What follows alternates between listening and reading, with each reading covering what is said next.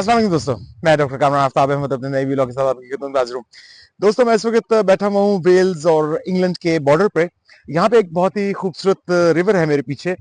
जिसका नाम है सिरियॉग। अम, मैं इस रिवर को पिछले तकरीबन 3-4 माह से ऑब्जर्व कर रहा था, क्योंकि इसके ऊपर एक ब्रिज है बड़ी ऊंचाई पे, जिसे मैं क्रॉस करके अपने काम पे जाता हूँ। लेकिन मेरी बड़ी ख्वाहिश थी कि मैं इस रिवर को जो है वो नज़दीक से आके देखूं। तो आज का मैंने सोचा कि वीलॉग मैं यहीं पे रिकॉर्ड करूं। मैं इस रिवर को आज देखने आया हुआ था।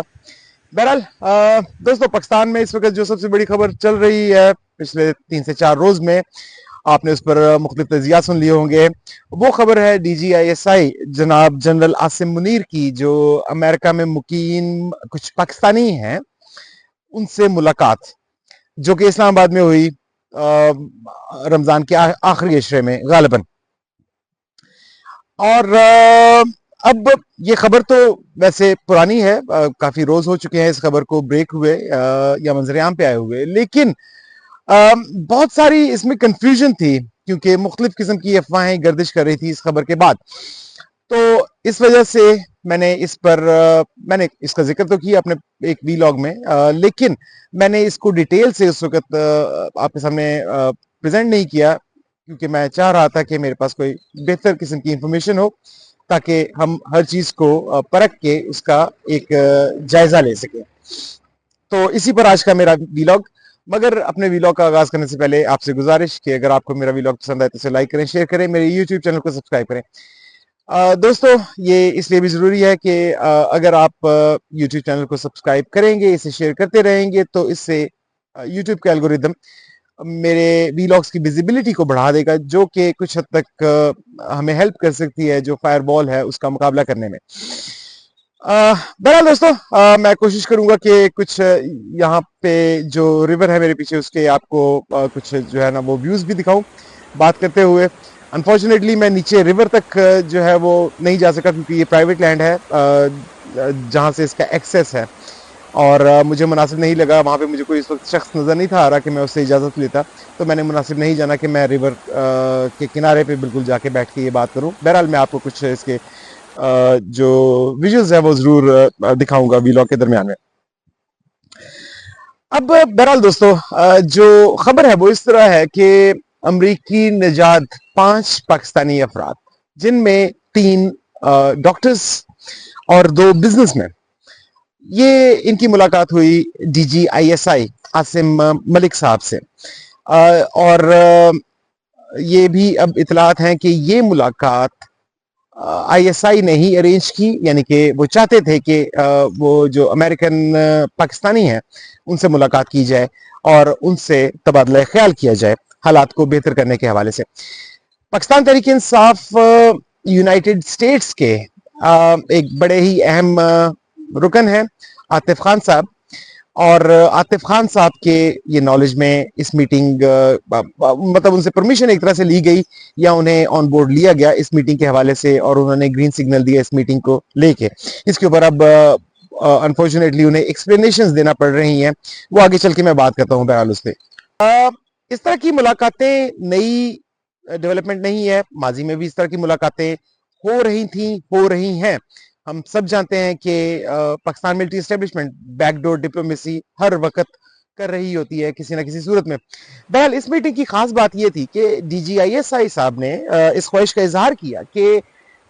जिन लोगों से ये मिल रहे हैं वो बाहर जाके लोगों को बताएं कि उनकी एक मीटिंग हुई है ISI के DG साहब से, और इस मीटिंग को वो चाहते थे कि पब्लिक किया जाए, जो कि पहले हमने कभी इस तरह की किसी ख्वाहिश का इजहार नहीं देखा पाकिस्तान की मिलिट्री एस्टेब्लिशमेंट की जानिब से इस तरह की मीटिंग्स को लेके। अच्छा, इस मीटिंग की सबसे पहली जो खबर दी थी वो मोहित पीरजादा साहब ने अपने एक वीलॉग में दी थी। फिर उसके बाद इस पे बेशुमार लोगों ने वीलॉग्स किए, जिसमें वजाहत सईद खान भी शामिल हैं, शहबाज गिल साहब, बैरिस्टर शहजाद अकबर साहब ने भी आज एक वीलॉग किया, आदिल राजा साहब ने वीलॉग किया, हैदर मेहदी साहब ने इस पर बड़ा सख्त वीलॉग किया, बड़ा तनकीद का निशाना बनाया इन तमाम लोगों को, अफराद को जो इस मीटिंग में गए थे, और खासकर आतिफ खान साहब को जिनकी इजाजत से ये मीटिंग हुई थी। उसके अलावा इमरान रियाज खान साहब ने भी इस पे वीलॉग किया, और इसके अलावा आप जितने नाम जानते हैं जो प्रोमिनेंट वीलॉगर्स हैं उन सब ने इस पे वीलॉग किया और अपनी अपनी आरा का इजहार किया है। बहरहाल आतिफ खान साहब ने कल स्पेस जो एक्स के ऊपर एक स्पेस होती है जिसमें आप पब्लिकली बात करते हैं, तो उस पे स्पेस एक शेयर की तकरीबन सवा घंटे की ये कन्वर्सेशन थी उनकी, जिसमें उन्होंने लोगों के सवालात के जवाब दिए, उन्होंने अपना वर्जन दिया इस मीटिंग के हवाले से, उन्होंने कुछ एक्सप्लेनेशन दी। अच्छा, अब पहला सवाल जो हमारे जहन में आता है वो ये है कि इस मीटिंग में डिस्कस क्या हुआ जिसको लेके इतना शोर शराबा इस वक्त सोशल मीडिया पर और जो पाकिस्तान तहरीक इंसाफ के मुख्तलिफ मेंबरान हैं उनके दरमियान इस वक्त मचा हुआ है। सबसे पहले तो मेरे ख्याल में जो अब इसकी जाहिर है इसके पूरे पॉइंट्स आपको इजीली मिल जाएंगे जो कि इस वक्त सोशल मीडिया पर गर्दिश कर रहे हैं। लेकिन जो इसमें चीदा चीदा नुकात हैं वो उसमें सबसे पहले तो नुकता तो ये है कि 9 मई का जो मैंडेट है पाकिस्तान तहरीक इंसाफ का वो वापस नहीं किया जाएगा। उसके लिए DGISI साहब का ख्याल है कि 2018 में जो इमरान खान साहब को इलेक्शन जो जीते थे उसमें मिलिट्री एस्टेब्लिशमेंट ने उनकी मदद की थी, इस वजह से वो इलेक्शन जीते थे और इसलिए वो समझते हैं कि वो हक बेजानिब हैं कि 17 सीटों वाली एक पार्टी को हुकूमत में लाके बिठा दें। ये कंपनसेट करने की वो कोशिश कर रहे हैं कि जो गलती अगर उन्होंने माजी में की थी तो उसको कंपनसेट किया जाए एक और गलती के साथ, जो कि बहरहाल किसी प्रिंसिपल ग्राउंड्स पे अगर आप बात करें मॉरली एथिकली तो ये दुरुस्त नहीं है। DGISI साहब ये कहते हैं कि आप गवर्नमेंट को चलने दें या फिर एक नए इंतखाबात जो है ना वो करवाने को शायद वो तैयार है, लेकिन कब उसके लिए उन्होंने कोई ऐसा टाइमलाइन नहीं दी। फिर इंटरेस्टिंगली जो DGISI साहब हैं उन्होंने 26 नवंबर के साने से मुकम्मल तौर पर लाताल्लुकी का इजहार कर दिया। उनके ख्याल में या उन्होंने जो कन्वे किया इस मीटिंग में जो लोग गए हुए थे उनको कि 26 नवंबर को जो कत्लेआम हुआ है, अगर कुछ लोग शहीद हुए हैं तो वो इस वजह से नहीं हुए कि सिक्योरिटी फोर्सेस ने उन पर गोलियां चलाई, बल्कि वो इस वजह से शहीद हुए कि खैबर पख्तूनख्वा से कुछ लोग असला लेके आए हुए थे जिन्होंने खुद ही वहां पर गोलियां चला दी और उसकी वजह से शायद कुछ शहादतें हो गई हैं, लेकिन उसमें पाकिस्तान की मिलिट्री एस्टेब्लिशमेंट और सिक्योरिटी फोर्सेस किसी सूरत भी इन्वॉल्व नहीं है। बहरहाल ये उनका वर्जन है। तो उसके अलावा जो अहम तरीन बात इसके अलावा जो उन्होंने की जिसके लिए इस मीटिंग को अरेंज किया गया था, और वो बात ये है कि अगर पाकिस्तान डेमोक्रेसी एक्ट जो इस वक्त अमेरिका की पार्लियामेंट में या कांग्रेस में पेश किया जाने वाला है जिसके ऊपर इस वक्त बातचीत चल रही है, अगर जो DGISI साहब है उनका ख्याल है कि अगर आप पाकिस्तान में पाकिस्तानी जो अमेरिका में मुकीम है वो इसको अगर परसू ना करें तो अगले 4 से 6 हफ्ते में मामूलात ठीक हो सकते हैं। बहरहाल दोस्तों, आतिफ खान साहब ने कल जो स्पेस शेयर की एक्स के ऊपर, मैंने भी उनकी सारी कन्वर्सेशन सुनी। उनके ख्याल में ये 4 से 6 हफ्ते वाली बात बिल्कुल दुरुस्त नहीं है। उन्होंने कहा है कि हमें कोई टाइम लाइन ऐसे नहीं दी गई, लेकिन अगर आप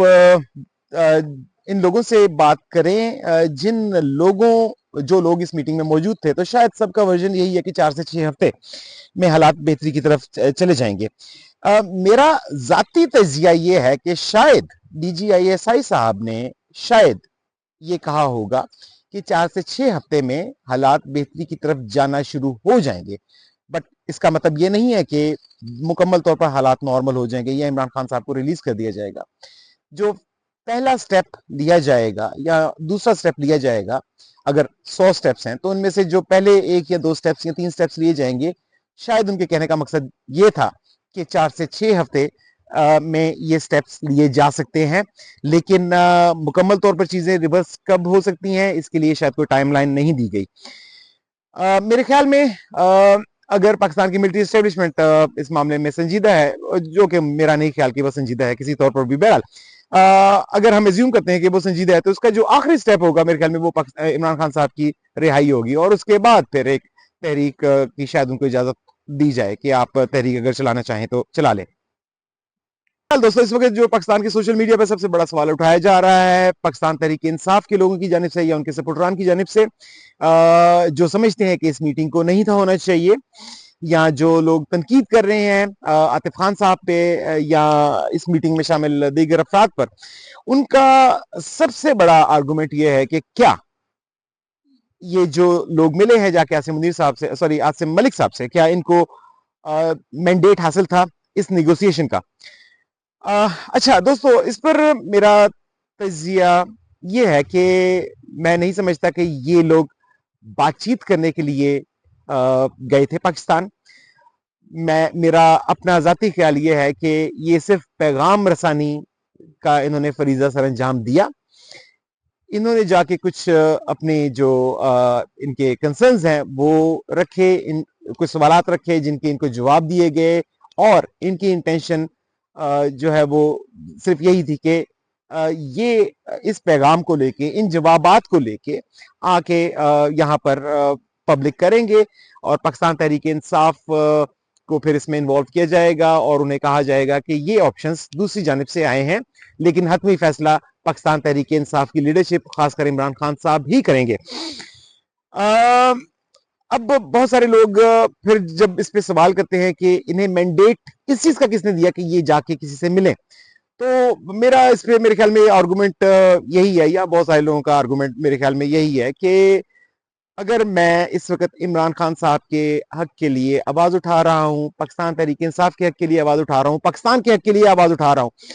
तो मुझे किसने ये मैंडेट दिया कि मैं ये काम कर सकूं? मैं ये काम अगर करता हूं तो अपनी नेक नियति से करता हूं। हाँ, हो सकता है कि मेरी अप्रोच गलत हो, लेकिन मेरी नेक नियति पे किसी को शक करने का के पास खास वजह नहीं होनी चाहिए। आपको बहुत ज्यादा सबूत पेश करना पड़ेंगे, आपको बहुत पक्के सबूत पेश करना पड़ेंगे ये साबित करने के लिए कि इसमें मेरी बेईमानी शामिल है। इस काम में मेरी स्ट्रेटेजी हो सकता है गलत हो, तो मैं यही फॉर्मूला इन पे अप्लाई करता हूं कि हो सकता है कि इनकी स्ट्रेटेजी से आप इत्तेफाक ना करें, लेकिन आप इनकी नेक नियति पे शक बहरहाल करने का राइट किसी को नहीं है। एक इंटरेस्टिंग कैरेक्टर जो इस वक्त डिस्कस हो रहा है वो है तनवीर अहमद साहब का। तनवीर अहमद साहब एक बिजनेसमैन हैं। मैं इन्हें जाती तौर पे तो नहीं जानता। हाँ, इन्हें जो हालिया कोई पाकिस्तान में कोई सिविल अवार्ड भी दिया गया था। इस वजह से लोग जो है वो बहुत सारे वो क्वेश्चंस कर रहे हैं कि तनवीर अहमद साहब तो प्रो एस्टेब्लिशमेंट हैं, या ये मुस्लिम लीग नून के बहुत करीब हैं, तो तनवीर अहमद साहब की इन्वॉल्वमेंट साबित करने के लिए ये काफी है कि इस मीटिंग में के लिए आपको मैंडेट हासिल नहीं था। दोस्तों, मेरा ख्याल, जाती ख्याल ये है कि तनवीर अहमद साहब जैसे कैरेक्टर्स हमेशा होते हैं और इनको होना भी चाहिए। ये कैरेक्टर्स सबके दोस्त होते हैं, ये किसी के दुश्मन नहीं होते। इन कैरेक्टर्स की, इन अफराद की आपको माशरे में जरूरत होती है, ताकि जो नेगोशिएशन के दरवाजे हैं वो इन्हीं ऐसे ही लोगों के थ्रू खोले जाते हैं हमेशा। अगर तनवीर अहमद साहब पाकिस्तान की मिलिट्री एस्टेब्लिशमेंट को चंदा देते हैं उनके मुख्तलिफ प्रोजेक्ट्स के लिए, या पाकिस्तान मुस्लिम लीग नून को चंदा देते हैं उनके मुख्तलिफ प्रोजेक्ट्स के लिए, तो इसका मतलब ये नहीं है कि वो पाकिस्तान तहरीक इंसाफ के साथ गद्दारी कर रहे हैं। मैं बहरहाल ये ज्यादा समझता हूँ कि जो लोग इस वजह से इन पर तनकीद कर रहे हैं कि इनके ताल्लुकात कुछ हद तक अच्छे हैं मुख्तलिफ लोगों के इन कंपैरिजन, मेरा नहीं ख्याल कि इस बात पर इन पर तनकीद बनता है। वेल दोस्तों, अब एक इंटरेस्टिंग सवाल कि इस मीटिंग को पब्लिक क्यों किया गया? यहाँ DGISI साहब ने ये क्यों इस बात की ख्वाहिश का इजहार किया कि इस मीटिंग को पब्लिक किया जाए? मेरे ख्याल में जाहिर है उनकी जो अपरेंटली इंटेंशन नजर आ रही है, या जो मैसेज वो एक कन्वे करने की कोशिश कर रहे हैं अवाम को, वो ये है कि अवाम को वो पैगाम देना चाहते हैं कि जो पाकिस्तान की मिलिट्री एस्टेब्लिशमेंट है वो बात करना चाहती है ताकि मुल्क आगे चल सके। लेकिन मेरे जाती ख्याल ये है, और बहुत सारे लोगों का और भी ख्याल है, कि असल मकसद इसका सिर्फ ये है कि पाकिस्तान डेमोक्रेसी एक्ट को कुछ हद तक ठंडा किया जा सके। बहरहाल एक कंफ्यूजन मुझे अभी तक है कि अगर ये एक्ट इस वक्त पार्लिमानी कमेटी उनकी जो है कांग्रेस की, उसमें इस वक्त इस पर बहस जारी है, तो मुझे नहीं पता कि इस पर इन्फ्लुएंस किस तरह हुआ जा सकता है जो पाकिस्तानी अमेरिकन हैं उनकी जानिब से, क्योंकि ये तो अब नेक्स्ट स्टेज पे जा चुका है। बहरहाल अब इस तमाम एक्सरसाइज के बाद पाकिस्तान की मिलिट्री एस्टेब्लिशमेंट को हासिल क्या हुआ, ये बड़ा अहम सवाल है। मेरा नहीं ख्याल दोस्तों कि पाकिस्तान की मिलिट्री एस्टेब्लिशमेंट को कुछ भी हासिल हो सका है इस तमाम एक्सरसाइज के बाद, क्योंकि अ, इमरान खान के साहब के बाद पाकिस्तान में हर चीज इस वक्त सिर्फ एक ही ताकत कंट्रोल करती है, और वो है सोशल मीडिया, जो कि ज्यादातर इस वक्त पाकिस्तान में नहीं है बल्कि दुनिया भर में फैला हुआ है। अम, शायद मिलिट्री एस्टेब्लिशमेंट जो पैगाम पहुंचाना चाहती थी, उनका ख्याल था कि इसकी वजह से कुछ एंगेजमेंट हो जाएगी पाकिस्तान तहरीक इंसाफ के साथ या ऐसे लोगों के साथ जो अमेरिका में बैठे हुए हैं, जो इन्फ्लुएंशियल हैं, जो इस डेमोक्रेसी एक्ट के लिए काम कर रहे हैं, उनके साथ। लेकिन शायद उन्होंने इस चीज को इतना ज्यादा कंसीडर नहीं किया कि सोशल मीडिया की जानिब से जो असल इस वक्त ताकत है, जो सारे मामला को कंट्रोल करती है इमरान खान की गैर मौजूदगी में, वो पाकिस्तान का सोशल मीडिया है। तो सोशल मीडिया का जो रिएक्शन आएगा, उसका शायद उनको अंदाजा नहीं था, या शायद वो सिर्फ असेसमेंट करना चाह रहे थे कि सोशल मीडिया कितना ताकतवर है, कि क्या सोशल मीडिया होने के बावजूद पाकिस्तान तहरीक इंसाफ इस तरह के किसी ट्रैप में आ सकती है। लेकिन मेरे ख्याल में पाकिस्तान के सोशल मीडिया ने दोबारा एक दफा अपनी ताकत को जाहिर किया है। तो मेरा नहीं ख्याल कि पाकिस्तान की मिलिट्री एस्टेब्लिशमेंट को कुछ खास हासिल हो चुका है। हाँ, पाकिस्तान तहरीक इंसाफ की अगर आप बात करें तो उनके सफों में कुछ हद तक थोड़ी बहुत दरारें शायद पड़ गई हैं, मगर इसका फायदा ये हुआ है कि जो लोग बाकी बैठे हुए हैं, उनको कम से कम एक दफा पैगाम मिल गया है इस तमाम रिएक्शन से जो कि सोशल मीडिया पर हो रहा है। उसकी वजह से उन सबको पैगाम मिल गया है कि जो निगोसिएशन का काम है, या इवन अगर आप मैसेजेस कन्वे करना चाह रहे हैं, तो उसका मैंडेट आम आवाम का नहीं है। उसका मैंडेट सिर्फ उसी शख्स के पास होगा या उन्हीं अशखास के पास होगा जिन्हें इमरान खान साहब मैंडेट देंगे। वेल दोस्तों, अब अहम सवाल एक और कि या ये मेरी आप असेसमेंट कह लें, सवाल तो नहीं कहना चाहिए, मेरी असेसमेंट इस तमाम जो ये जो वाकया हुआ और उसके बाद जो रिएक्शन आया है, इसके साथ इसके बाद मेरी असेसमेंट एक ही है, और वो ये है कि इस वक्त पाकिस्तान की मिलिट्री एस्टेब्लिशमेंट जो है, या कंपनी बहादुर जो है, वो इस वक्त बहुत ज्यादा प्रेशर में है। एक तरफ वो पूरी ताकत इस्तेमाल कर रहे हैं पाकिस्तानी अवाम पर, पूरा पैसा इस्तेमाल कर रहे हैं लॉबिंग करने के लिए और मीडिया को मैनेज करने के लिए। सोशल मीडिया पर स्टेट के जितने रिसोर्सेज हैं वो इस्तेमाल कर रहे हैं इस वक्त वो, ताकि उनका जो इक़्तिदार है उसको अगर किसी तरीके से कायम रखा जा सके। और फिर अब जो उनका आखिरी हथियार हो सकता था, सियासत, वो भी उन्होंने इस्तेमाल कर लिया, या वो भी उसको मुकम्मल तौर पर इस्तेमाल कर रहे हैं। तो इस वक्त पाकिस्तान की मिलिट्री एस्टेब्लिशमेंट हर हथियार आजमा रही है। अगर मैं दूसरी जानिब बात करूं तो इस वक्त जो पाकिस्तानी अवाम की ताकत है वो सिर्फ सोशल मीडिया है। मेरा ख्याल है कि पाकिस्तान को मुस्तकबिल में फौज, कोई सियासतदान या कोई सियासी पार्टी नहीं चलाएगी, ना ही कोई ब्यूरोक्रेसी चलाएगी, बल्कि सोशल मीडिया चलाएगा। मैं अवाम से फिर यही गुजारिश करूंगा, यही अपील करूंगा कि वो अपना प्रेशर बरकरार रखें। एस्टेब्लिशमेंट के, उन्हें ये याद रखना चाहिए अवाम को कि जो एस्टेब्लिशमेंट है उनके स्टेक्स बहुत ज्यादा हाई हैं। उन्होंने अपने आप को जिस तरह पिछले 3 साल में इस भंवर में धकेल दिया है, वो नहीं चाहेंगे कि ये निज़ाम खत्म हो, क्योंकि अगर ये निज़ाम खत्म हुआ तो पाकिस्तान मिलिट्री एस्टेब्लिशमेंट की सियासी तौर पर, मैं या इस्तेआरा कह लें कि मैं इस्तेमाल करने लगा हूं, कि वो उनकी मौत है, जो कि वो बिल्कुल अफोर्ड नहीं कर सकते। वो ये नहीं चाहेंगे कि उनके ऊपर गद्दारी के, कत्ल के या इस तरह के मुकदमात बनाए जाएं, अगर वो ये हालात को नॉर्मल करना शुरू कर दें। तो अब सवाल ये है कि रास्ता क्या है आम आवाम के लिए। मेरा ख्याल है दोस्तों कि पाकिस्तान मिलिट्री एस्टेब्लिशमेंट पे दर पे जिस तरह की इस वक्त गलतियां कर रही हैं, मेरा ख्याल है कि इन गलतियों से बहुत सारे रास्ते और भी निकलेंगे। एक रास्ता तो हमने देख लिया जो पाकिस्तान डेमोक्रेसी एक्ट का इस वक्त है, लेकिन इसके अलावा भी बेशुमार रास्ते निकलेंगे, और वो भी इस वजह से निकलेंगे क्योंकि ये नाअहल हैं, ये जालिम हैं, और इन्होंने मजबूर अवाम पर हथियार उठाया है। दोस्तों, मुझे अपने अगले व्लॉग तक इजाजत दीजिए और अपना ख्याल रखिए। पाकिस्तान जिंदाबाद।